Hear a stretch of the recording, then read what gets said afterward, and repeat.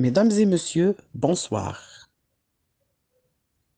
Je suis très ravi de vous retrouver de nouveau pour vous présenter un nouvel ouvrage intitulé Introduction à la relativité restreinte, cours et exercices corrigés de Jean Ladic et Michel Chrysus.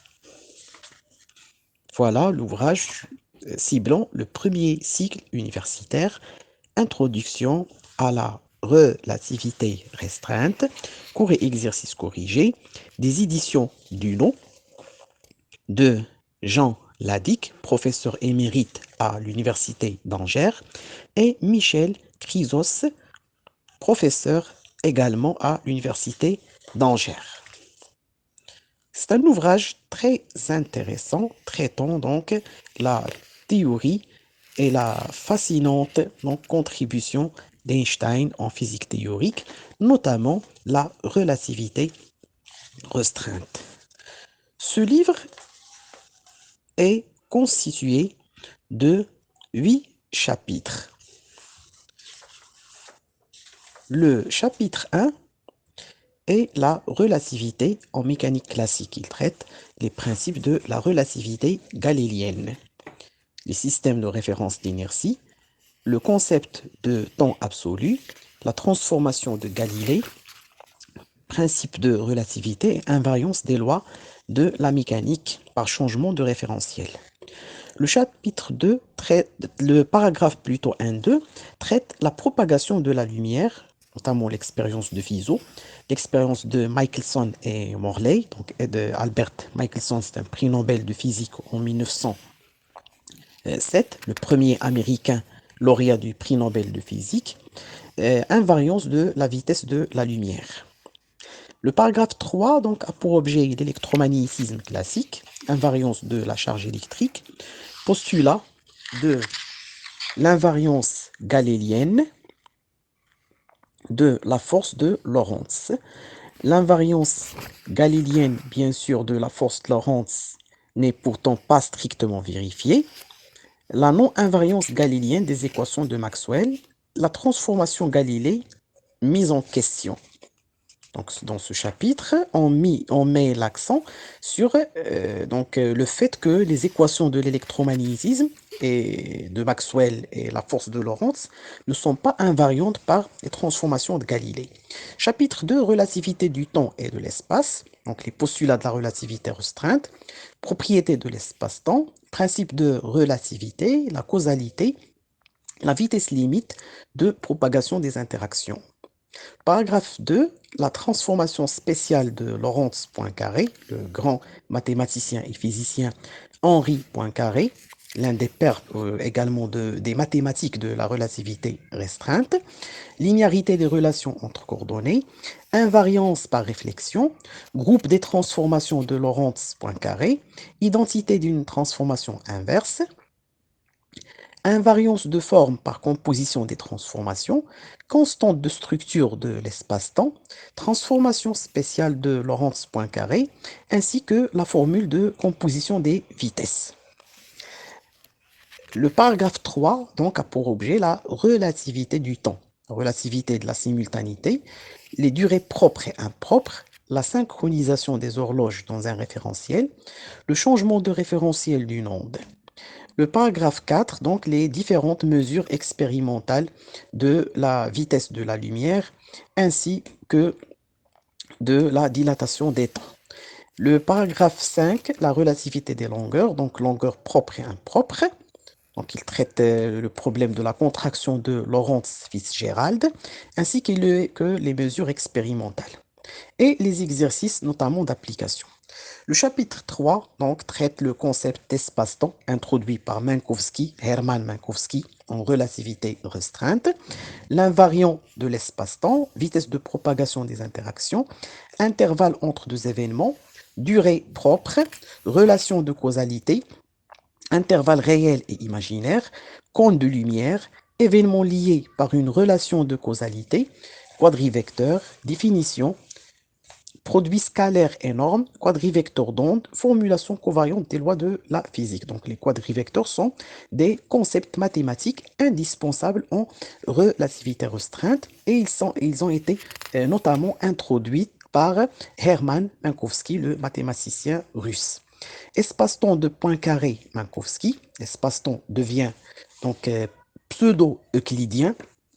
La transformation de Lorentz Poincaré devient une rotation, notamment le groupe de Poincaré. Et les exercices d'application. Le chapitre 4 traite la cinématique relativiste, la loi de composition des vitesses, transformation des composantes des vitesses, changement de direction de la vitesse et l'expression vectorielle, loi de composition des accélérations, vérification expérimentale et l'indépendance de la vitesse de la lumière vis-à-vis de sa source, expérience de Fizeau, le rayonnement émis par des particules en mouvement. Les quadrivecteurs vitesse est l'objet du paragraphe 4.4. Le vecteur vitesse propre, composition des vitesses propres, quadrivitesse et quadri-accélération. Le dernier paragraphe, constitué de deux sous-paragraphes, les paramètres de vitesse ou rapidité. Donc, ce concept de rapidité a été introduit par Max Born en relativité restreinte. Donc, il y a les mesures internes, l'expression de la rapidité en fonction de la vélocité, ainsi que des exercices d'application.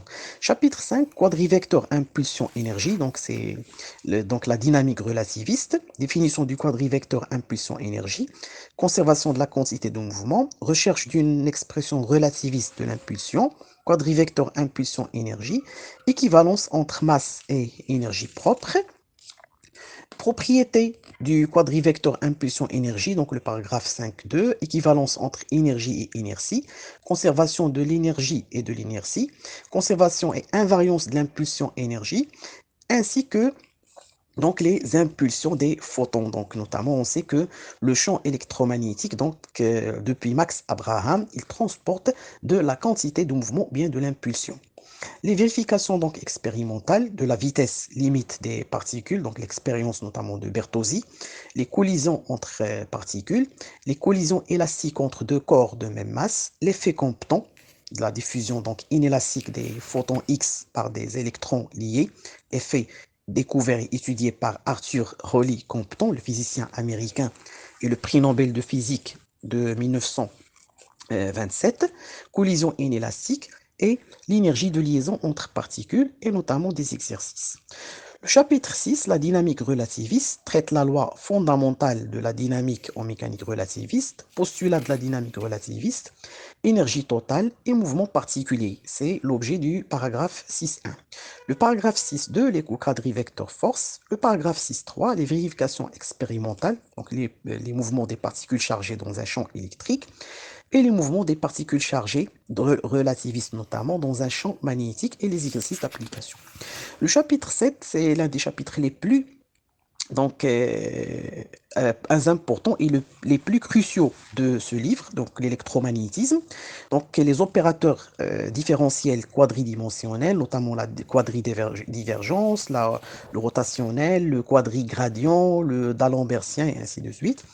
Quadrivecteur densité de courant, charge volumique, détermination du quadrivecteur densité de courant, équation de continuité, quadripotentiel, les équations de Maxwell, définition du quadrivecteur potentiel, invariance relativiste des équations de Maxwell, c'est le contenu essentiel de la relativité restreinte, transformation des champs électriques et magnétiques, transformation du champ magnétique, transformation du champ électrique, ainsi que les invariants du champ électromagnétique et l'introduction au tenseur de Faraday ou bien tenseur de Maxwell-Minkowski, le tenseur du champ électromagnétique et les exercices.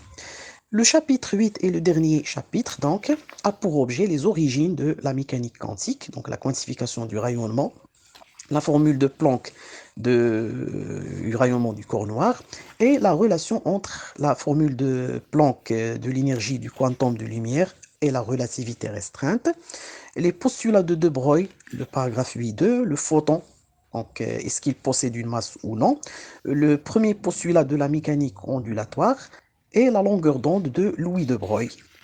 Les conditions expérimentales, donc, ou bien les confirmations expérimentales de la mécanique ondulatoire, notamment la diffraction des électrons dans les expériences de Germer, Davison, Georges Paget, Thomson, Kikuchi, Tartakovsky, Elsasser et ainsi de suite. La diffraction des neutrons thermiques, notamment avec Schul et Nolan, et les phénomènes d'interférence. Le paragraphe 8.4 donc traite les équations d'onde, donc l'équation relativiste de Klein-Gordon d'une particule libre, l'équation de Schrödinger, donc l'équation non relativiste pour une particule, et finalement l'équation quantique relativiste de Dirac d'une particule à spin, ainsi que les exercices. Aussi dans ce livre, on trouve donc l'étude relativiste du modèle atomique de Sommerfeld, avec notamment des annexes traitant la transformation de Lorentz Poincaré et les différentes formulations de cette transformation par Joseph Larmor, par Weidmar-Voigt, par Le Cardonnel, par Poincaré, et ainsi de suite. Donc c'est un ouvrage fort intéressant avec des contenus très spéciaux. Voilà quelques extraits. La relativité en mécanique classique. Donc les conditions d'invariance d'Alembertien, la relativité de l'espace et du temps. Donc les mathématiques de la relativité, notamment la théorie des groupes de Lorentz, bien sûr, et les transformations de Lorentz. Et je veux donc signaler que les transformations de Lorentz peuvent être décrites ou bien peuvent être exprimées par les nombres complexes, bien sûr, déployés, et notamment par le nombre J, qui relie les fonctions exponentielles avec les fonctions hyperboliques, ce qui rend la trigonométrie de l'espace-temps minkowskien une trigonométrie hyperbolique. Le temps propre et impropre. Donc c'est un ouvrage fort intéressant avec des cours et des exercices de 212 pages. Merci de votre attention et abonnez-vous dans notre chaîne. Au revoir et à bientôt.